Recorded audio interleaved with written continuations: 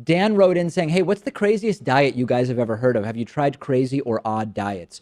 For me, the craziest diets are the ones that are the consumption of very few foods. So, like, for example, fruitarianism, where you basically eat just fruits and nuts and essentially no grains, no meat, no dairy, blah, blah, blah, blah, blah.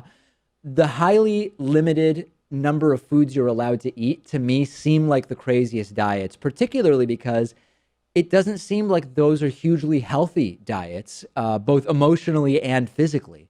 And I've never tried any of those, no. Yeah, the fruitarian one is kind of crazy. I'm sure you can get all the nutrients and everything that you may need, amino acids, micronutrients, from a fruit-based diet, but you would have to eat so much food.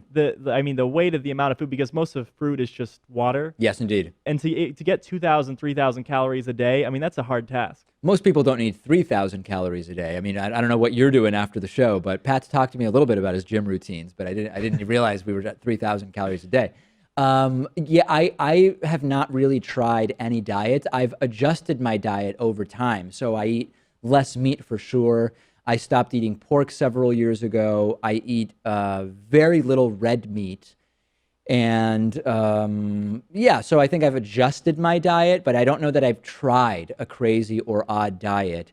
I do know someone who was for a while on a diet where there's only like, I think 25 items you can eat. Now, I'm not talking about 25 dishes. I'm talking about 25 ingredients. It was insane. I mean, this person basically couldn't go out anywhere, obviously, and I think it lasted like 3 months. And that's the problem with a lot of these diets, that if it's no matter what happens when you're on the diet, if you can't stay on it because it's so impractical and unsustainable, it's not really a good diet. Yeah, it's a really hard thing to go out in public and eat the same way as if you're buying groceries for yourself. Yeah. Have you noticed the Soylent craze that is taking over? Soylent is this meal replacer that has every single ingredient you would need, every nutrient in the right amount of ratios. And I think if you drink like 5 of these bottles per day, you get the right 2,000 calories you need. So it's liquid. It's a liquid, yeah. I guess it kind of tastes like milk that's been sitting out for a little while. Now, when you say you guess, haven't you tried this stuff? Yeah. So you're not really guessing. You're just telling us this is what it tastes like. This is my assessment of what the taste is. Yeah, it's like milk having been out for a little while or mixed with cereal, and you drink it after. And is it vegan? I'm guessing because yes, it is. Yeah. What are the ingredients that make it up?